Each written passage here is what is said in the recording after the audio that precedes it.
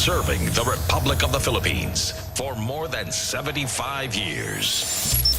Ito po ang Presidential Broadcast Service. From the Presidential Palace, Manila, Dateline Malacañang.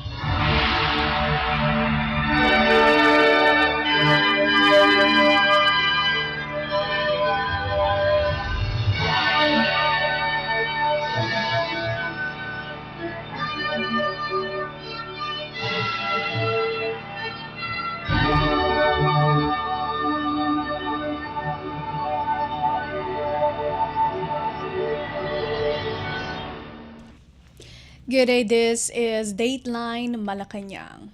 The Philippines Department of Agriculture or DA said it would build around 5,000 pallet position cold storage facilities for high-value crops and vegetables in coordination with local government units or LGUs in order to address the oversupply of vegetables and eventual wastage. In a palace press briefing after their meeting with President Ferdinand R. Marcos Jr. at Malacañang Palace, Agriculture Secretary Francisco Chu Laurel Jr. said the cold storage facilities would only serve cooperatives and farmers. The initiative is a work in progress to have a quick solution to the problem, Laurel said, hoping that around June 2025 the facility would be available. That's the main reason why I went to the FTI last Friday to see what available land available sa FTI, and to address that situation, we will be building 5,000 pallet position cold storage for high value crops and vegetables, which includes vegetables, to serve only the cooperatives and the farmers in our country. Para nga ma-address yan. Kasi ang oversupply situation, while actually, to be honest, that is a matter na dapat ina-address din ng ng LGU, no?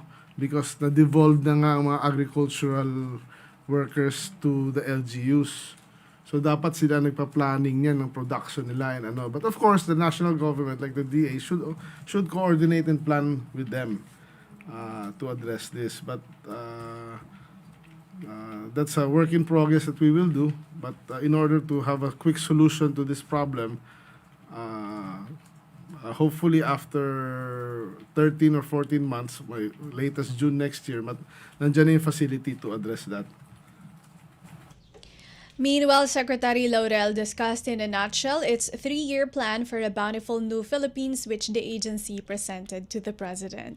The DA's three-year plan focuses on the expansion of agri-fishery areas, modernizing the agriculture and fishery production system, and improving post-harvest system. Well, basically, our three-year plan is to invest heavily in post-harvest facilities, and to have more recovery for our products, and hopefully to lower the cost of partly to lower the cost of rice and corn.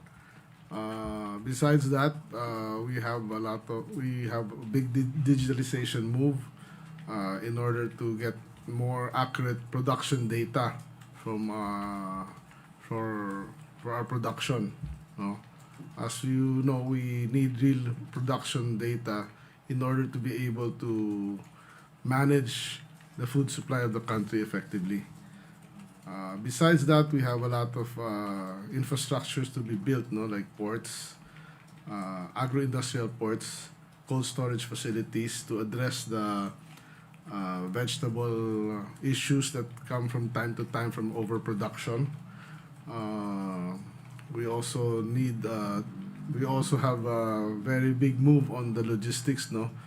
30% of our produce, especially of vegetables, is gone because of wastage, no? Because of the poor logistics system in our food supply chain. If we can lessen or hopefully almost eliminate yung losses na yun, that would be equivalent to at least 10 to 15% less cost sa ating mga vegetables and high value crops like fruits.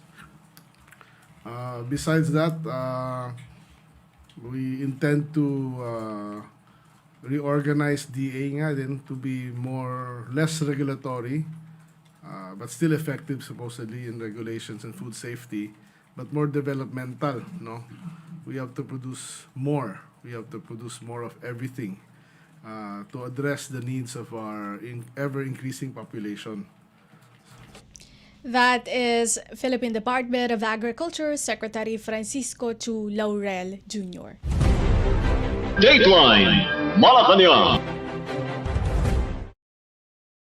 In related news, the Philippine Department of Agriculture or DA assured the sufficiency of rice supply in the country based on the inventories made in December and January in addition to the upcoming rice deliveries from overseas. Agriculture Secretary Francisco Chu Laurel in a press briefing in Malacañang said the stocks are healthy but the price of rice is hard to predict due to increase in world price because of El Nino. Laurel pointed out that even rice producing countries like Thailand and Vietnam also experience high rice prices. According to Laurel, the country has an ending rice stock of 20 million tons last year, and it is eyeing for a similar volume this year because of the possible effects of the El Nino phenomenon that is forecasted to persist until April.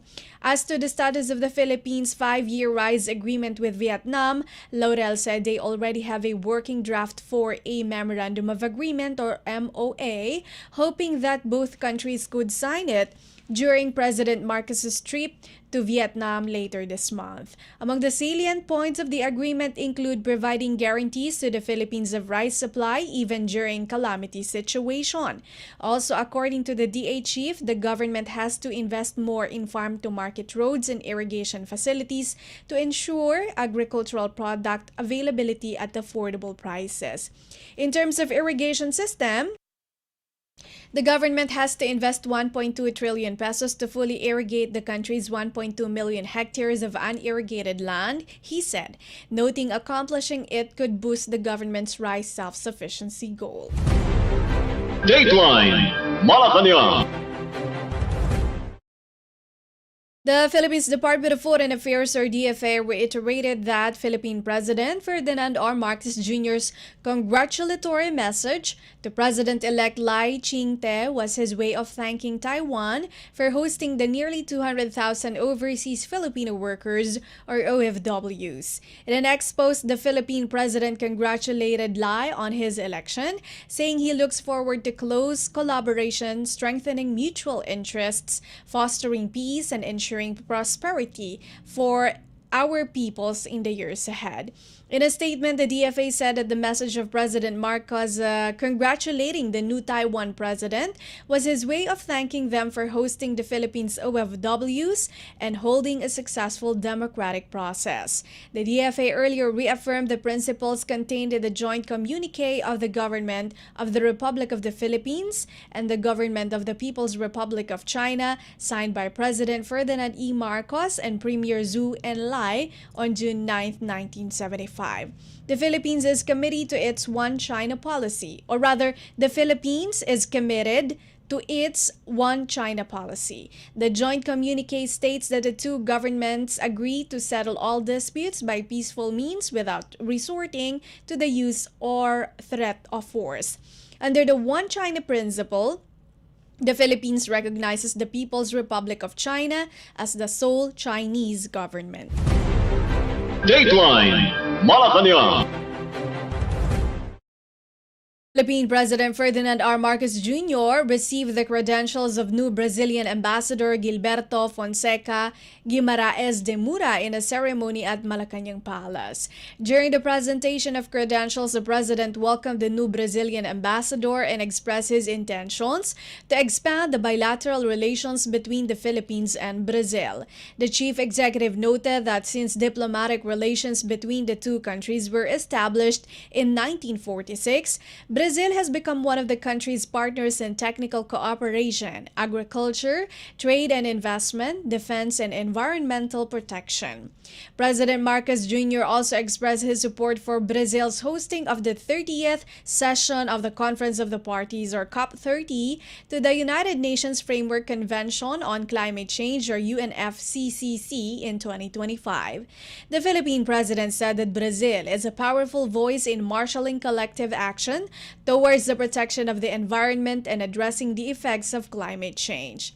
Celebrating its 78th year this July, Philippines-Brazil relations has been dedicated to peace, economic and social development, equality, and the condemnation of racial discrimination and terrorism, among others.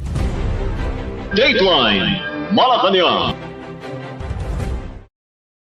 Philippine Department of Foreign Affairs, or DFA, Secretary Enrique Manalo will represent the country at the 19th Summit of the Non-Aligned Movement, or NAM, which will be held in Kampala, Uganda from January 19 to January 20.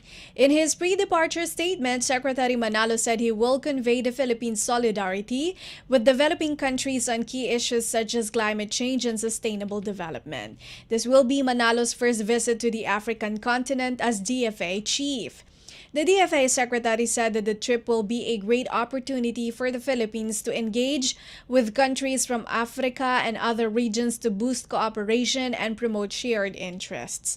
Secretary Manalo will also campaign for the Philippines' bid for a non-permanent seat in the United Nations, or UN, Security Council for 2027 to 2028. Meanwhile, Department of Information and Communications, or DICT Secretary Ivan John Uy will also be heading to the Uganda capital. Secretary Uy will lead a Philippine delegation to the 3rd South Summit of the Group of 77, which will be held on the 21st to the 22nd of January. According to its website, the 3rd South Summit's aim is to boost South-South cooperation in the areas of trade, investment, sustainable development, climate change, poverty eradication, and digital economy. With the theme, Leaving No One Behind, the summit looks to bring a new dynamic to the cooperation among its 134 member states of the Group of 77 in a more competitive world. Dateline Malacañang. Malacañang said that the national government is ready to answer any questions with regards to the unprogrammed funds in the 5.768 trillion pesos national budget for 2024. In a statement, Philippine Presidential Communications Office, or PCO Secretary Cheloy Garefil said the Executive Department will answer accordingly if required by the Supreme Court. The statement was made after House Representatives Edsel Lagman, Gabriel Bordado, and Mujib Hataman filed before the Supreme Court, or SC, a petition questioning the constitutionality of the 449.5 billion pesos worth of unprogrammed funds in the 2024 General Appropriations Act, or GAA. The three lawmakers said that the insertion of 449.5 billion pesos on top of the 289.1 billion pesos originally requested by the executive branch is tainted with grave abuse of discretion, amounting to lack or excess of congressional jurisdiction.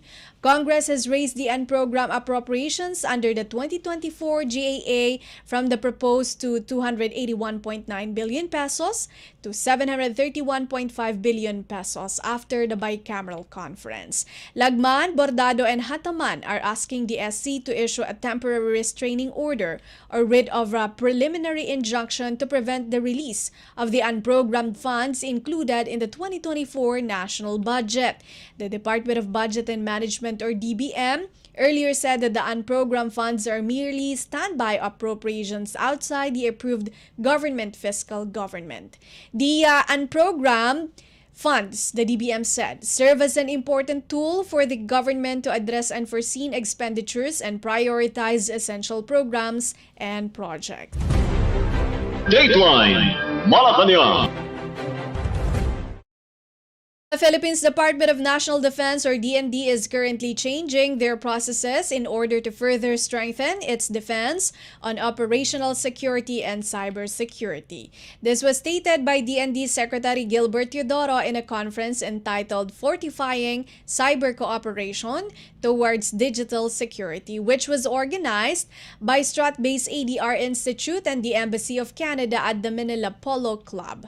According to Secretary Teodoro, a lot of changes will be made in the DND's operational security, which starts with individual security, facility security, digital hygiene, and architectural security that is used by the computer system. The DND Secretary added that there should also be redundancy in the supply of important equipment, which is contrary to the just-in-time inventory system that was set by the national government.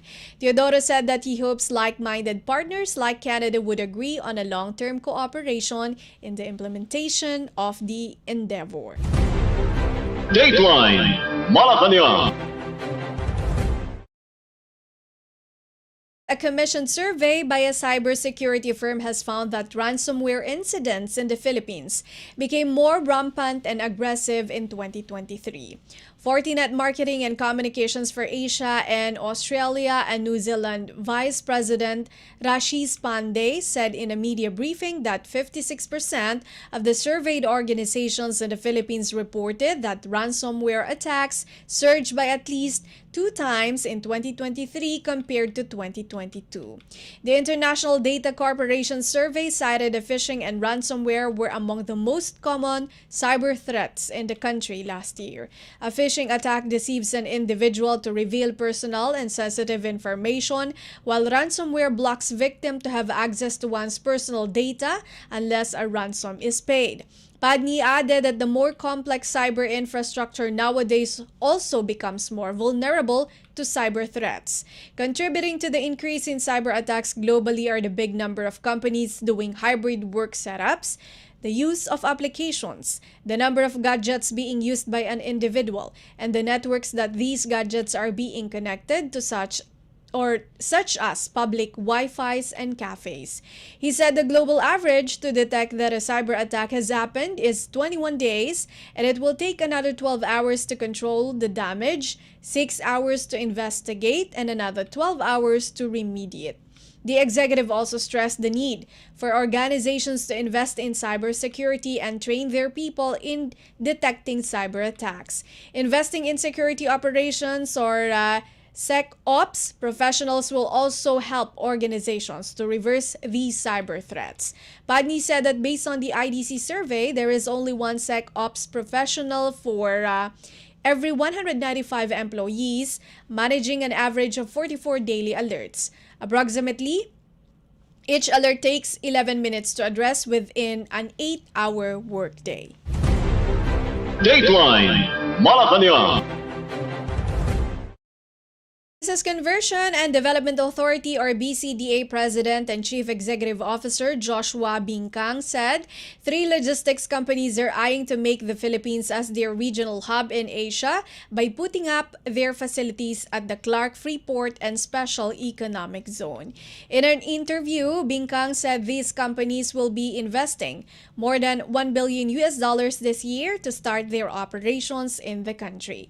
He said the BCDA is finalizing the agreements for these 3 logistics firms, and the government-owned and controlled corporation or GOCC is expected to name the companies during the first quarter of the year. Bincang said the Clark area will play an important role in bringing in foreign direct investments or FDIs into the country, in line with the Marcos administration's goal of becoming the second highest destination for FDIs in Southeast Asia by 2028.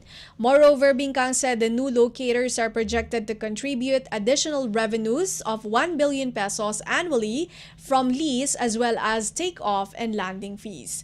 He said the companies will be developing some 20 out of the 70 hectares earmarked for airside facilities. The entire 70 hectares can accommodate up to 8 spaces.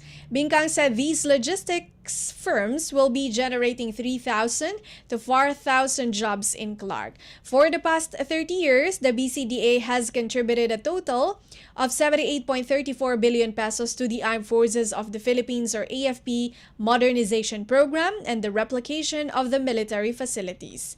These came from the proceeds from the sale, lease, or joint venture agreements of former military bases. Under Republic Act 7227, the BCDA was authorized to generate income by partnering with the private sector in developing former military camps. To contribute more to the AFP modernization program, Bingkang said the BCDA targets to remit more to the national government.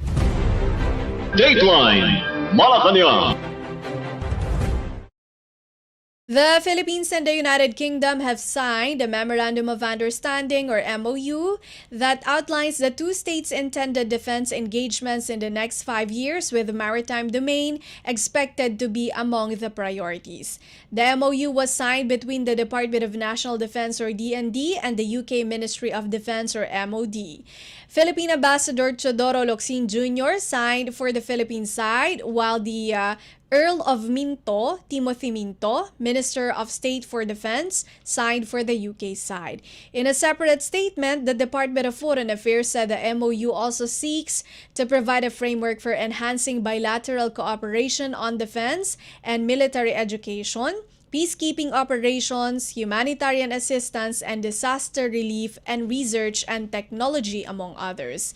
In the joint statement of internet signed by Foreign Secretary Enrique Manalo and former UK Foreign Secretary James Cleverly in August 2023, the two nations agreed to further developing bilateral defense engagement to uphold the rules-based international order. The two top diplomats at the time said UK and the Philippines will promote a free and open maritime order based on the United Nations Convention on the Law of the Sea as the legal framework for all activities in the ocean and seas. The statement further highlighted the two states' commitment to strengthen maritime law enforcement, marine environment protection, fisheries management, and professional seafaring. The MOU signing also followed the October 2023 visit of the UK Minister of State for Defense Baroness Goldie to the Philippines, where she expressed the UK's support to the Indo-Pacific and regional peace and security. Dateline Malacañang. A Presidential Task Force on Media Security or PTFOM said the Philippine government is set to present the vibrant status of the Philippines press freedom to United Nations Special Rapporteur on Freedom of Opinion and Expression, Irene Khan. In an interview, PTFOM's Executive Director Undersecretary Paul Gutierrez said the Philippine government, as a good host, would try to make Khan's visit not only productive but comfortable for all. Gutierrez said that as early as October last year, the PTFOM started coordinating with government offices that Khan intends to meet with, including the Department of Justice, the Department of the Interior and Local Government, the Supreme Court, and the Congress. He added Khan's plan to meet with former Senator Laila de Lima, who secured a temporary freedom in November 2023 after nearly 7 years in detention due to her alleged drug involvement, should not be cause for concern. Gutierrez also underscored the Marcos administration's sincerity to uphold press freedom in the country. He said the government is ready to discuss with Khan its accomplishments when it comes to ensuring that all Filipinos enjoy their right to free speech and freedom of expression. Khan is set to make an official visit to the Philippines from January 23 to February 2. Based on the Office of the UN High Commissioner for Human Rights, Khan will examine in the spirit of cooperation and dialogue the situation of the rights to freedom of opinion and expression in the country. Khan invited civil society, human rights organizations, media organizations, experts and academic, other stakeholders, and individuals to share any information in the national normative framework, freedom of the media, internet freedom, and freedom of expression. Dateline Malacañang. Intellectual Property Office of the Philippines or IPOPHL Director General Ruel Barba is targeting a 5 to 10% increase in intellectual property or IP filings this year. In an interview, Barba said he is optimistic that the number of IP applications this year would be higher than in 2023.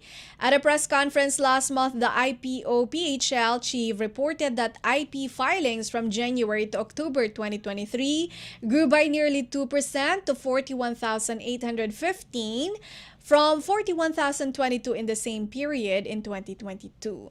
Top IP filings in the first 10 months of last year were trademarks at 35 or more than 35,000.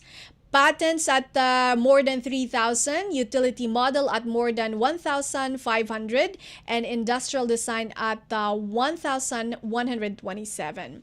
Barba has vowed to strengthen IPO-PHL's awareness campaign on the benefits of registering intellectual property works to support this year's up to 10% target increase in IP filings. Dateline Malacañang. For Dateline Malacañang, the Local Water Utilities Administration or LWUA said over 1 billion pesos worth of water and sanitation infrastructure projects have been implemented under the Batubig sa Buong Bayan sa Mamamayan or PBBM program, serving around 22.3 million Filipinos. In an interview, LWUA Administrator Vicente Home Revil said under the PBBM program, more than 700 water supply projects have either been bid out or already in the implementation phase, while 40 sanitation projects are also in the pipeline. Revil said the PBBM program aims to ensure an efficient, sustainable, and uninterrupted water service all throughout the country. As for increasing Philippines' preparedness against the effects of the El Niño phenomenon, Revil said the WUA has directed all local water districts to develop a water supply inventory. He said conservation measures and an information drive are likewise being conducted to help mitigate the impact of the weather phenomenon. Dateline Malacañang. That is all for today's Dateline Malacañang. For Radyo Pilipinas World Service, this has been Bea Gaza. From the Presidential Palace, Manila, Dateline Malacañang.